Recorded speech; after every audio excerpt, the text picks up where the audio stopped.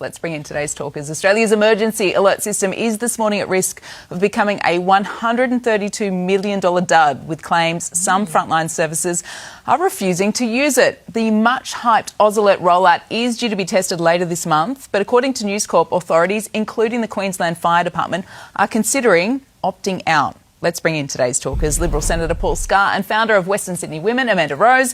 Morning to you both. Paul, to you first. Not much point having an emergency alert system if the emergency services themselves aren't willing to use it.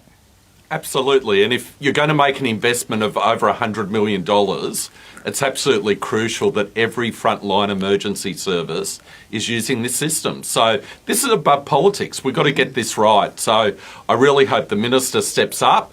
She liaises with her own department, but also all those frontline emergency services, including here in Queensland, including the fire service here in Queensland, and get this right. We can't stuff this up. We certainly can't, and I have to say that after living in America for 4 years, they have a very similar system in place. It alerts you for weather events like hurricanes. It also alerts you to active shooters, and I was at a couple of news events where those alerts were very, very handy. Do you think this is just some pushback because this is new, Paul, that we don't understand what this system is? Like, shouldn't we give it a go?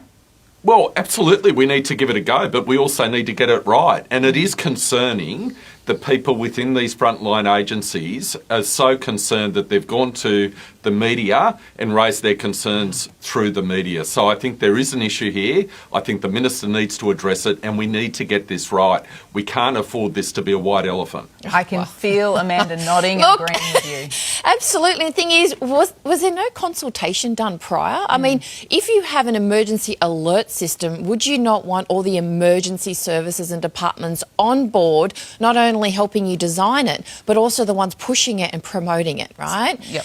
So this is actually a red flag. I would actually like to see someone do a Freedom of Information or to find out who was consulted in the design of this and whether anyone was, because we know the history of government. Not many people get consulted before they announce things and invest.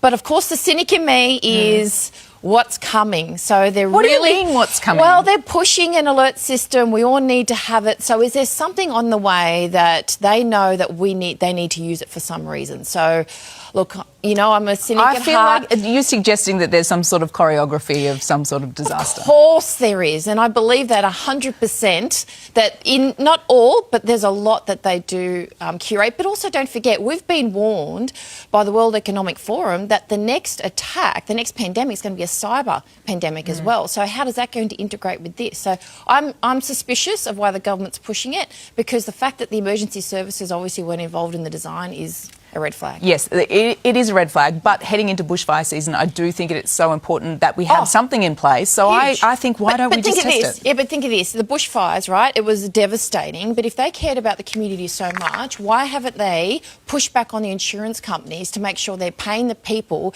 that are still waiting from floods and bushfires for the money that they need to rebuild their houses? So if they cared so much, where's that effort? All right. Just a reminder to everyone that that system is going to be tested. All compatible phones will be sent an emergency siren and message as part of testing next Monday, the 27th of July at 2 p.m.